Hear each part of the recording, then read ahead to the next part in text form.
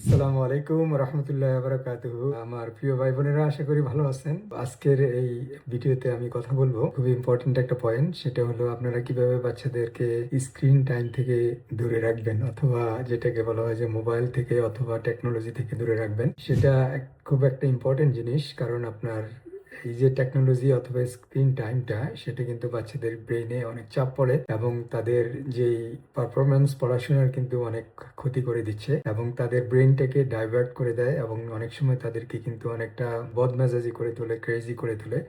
এই জন্য প্যারেন্ট হিসেবে আমাদের কিন্তু সবার দায়িত্ব বাচ্চাদেরকে কিভাবে আমরা স্ক্রিন টাইম থেকে দূরে রাখবো।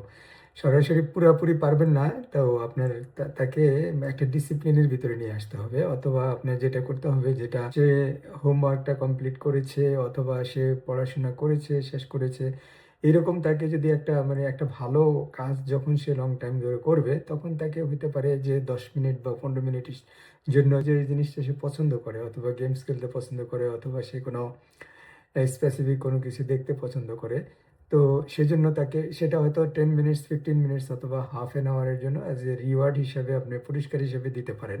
কিন্তু আপনার এভাবে এসেই যে স্ক্রিন টাইমে যাবে, ইয়ে করবে, আপনার ঘন্টার পর ঘন্টা থাকবে, সেটার থেকে অবশ্যই আমাদেরকে চেষ্টা করতে হবে দূরে রাখার জন্য।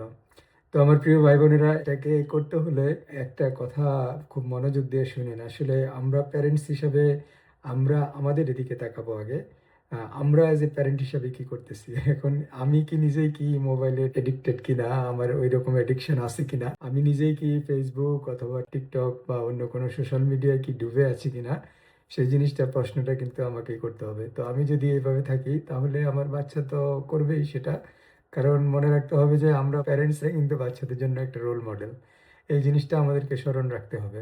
আরেকটা জিনিস যেটা, সেটা যে কোনো জিনিস আপনি যদি বাচ্চাদের জীবনে আনতে চান, তাদেরকে যে রুলসটা ইমপ্লিমেন্ট করতে চান, তাহলে কিন্তু আপনার সেই গুণটা অথবা সেই জিনিসটা আমাদের মধ্যে আগে নিয়ে আসতে হবে। আমাদের প্রিয় নবী সাল্লাল্লাহু আলাইহি সাল্লাম কিন্তু যখন একজনকে অ্যাডভাইস করেছেন যে আপনার সুইট খাওয়াটা উনার জন্য ক্ষতিকর, এটা অ্যাডভাইস করার আগে কিন্তু আপনার নিজেই সুইটটা কমিয়ে দিয়েছেন, যদিও সুইটটা উনি পছন্দ করতেন। তো এই জন্যই আপনার আমাদেরকে কিন্তু স্যাক্রিফাইস করতে হবে প্যারেন্টস হিসাবে। আপনার আমরা যদি দেখা যায় যে গলা পানি পর্যন্ত নামি, আমাদের বাচ্চারা হাঁটু পর্যন্ত নামতে পারে।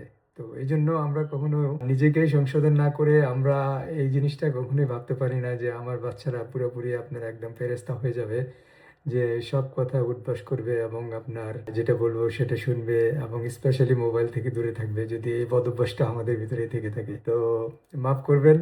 আশা করি বুঝতে পারছেন। ইনশাআল্লাহ। জাযাকুমুল্লাহ খায়ের। অন্য কোনো ভিডিওতে আবার দেখা হবে। আসসালামু আলাইকুম রহমতুল্লাহ বারাকাতুহু।